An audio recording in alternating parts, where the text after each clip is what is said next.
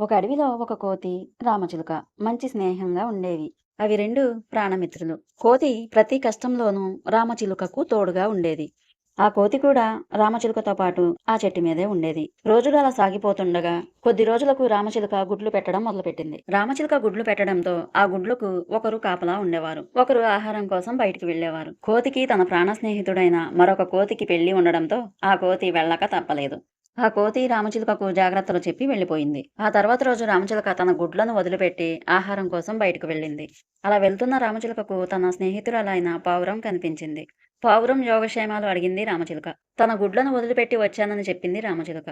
దాంతో పావురం కంగారు పడుతూ ఇలా అంది: అయ్యో మిత్రమా, గుడ్లను వదిలిపెట్టి వచ్చావా? నా స్నేహితురాలైన కాకి గుడ్లు మాయమయ్యాయి. గుడ్లన్నింటినీ పాము తింటుందేమోనని అనుమానంగా ఉంది. నువ్వు త్వరగా వెళ్ళు అని ఆ పావురం రామచిలుకను పంపించివేసింది. రామచిలుక తన గూటి దగ్గరికి వెళ్లేసరికి దాని గూట్లో గుడ్లు మాయమయ్యాయి. దాంతో రామచిలుక చాలా దిగులు చెందింది. బాధగా తన గూటి వైపు చూసుకుంది.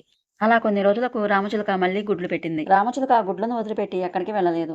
కానీ ఆకలిని భరించలేక మళ్లీ రామచిలుక బయటికి వచ్చింది ఆహారం కోసం. అలా వెళ్తున్న రామచిలుకకు తన స్నేహితురాలైన పావురం బాధపడుతూ కనిపించింది. ఎందుకు అలా ఉన్నావు అని రామచిలుక పావురాన్ని అడిగింది. తన గుడ్లు మాయమైనట్లు పావురం రామచిలుకతో చెప్పింది. అప్పుడు రామచిలుక కూడా ఇలాగా సమాధానం చెప్పింది: నేను నీతో మాట్లాడి వెళ్లేసరికి నా గుడ్లు కూడా మాయమయ్యాయి. ఈ సమస్యకు ఏదో ఒక పరిష్కారం ఆలోచిద్దామని చెప్పింది రామచిలుక. దానితో పావురం సరే అంది.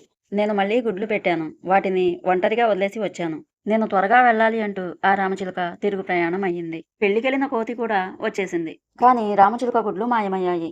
ఏమైంది మిత్రమా, గుడ్లేమయ్యాయి అని కోతి అడిగింది. రామచిలుక జరిగిన విషయం మొత్తం చెప్పింది. అప్పుడు కోతి ఇలా అంది: అయ్యో మిత్రమా, నేను వచ్చేటప్పుడు నాకు ఎదురుగా ఒక పాము ఎదురొచ్చింది. నాకు తెలిసి ఆ పామే గుడ్లన్నీ తినేసి ఉంటుంది అని అంది కోతి. ఈ సమస్యను ఎలా పరిష్కరించాలో అర్థం కావట్లేదని కోతితో అంది రామచిలుక. అప్పుడు కోతి రామచిలుకకు ఒక సలహా ఇచ్చింది. కోతి సలహాతో అడవిలోని పక్షులన్నీ కలిసి ఆ పాముని ముక్కుతో పొడిచి పొడిచి చంపేశాయి. ఈ విధంగా అడవిలోని పక్షులన్నీ పాము పీడను వదిలించుకున్నాయి. ఫ్రెండ్స్, ఇలాంటి మరిన్ని స్టోరీస్ కావాలంటే మన ఛానల్ ని సబ్స్క్రైబ్ చేయండి, షేర్ చేయండి, లైక్ చేయండి. మరొక మంచి స్టోరీతో రేపు వచ్చేస్తాను. Bye friends.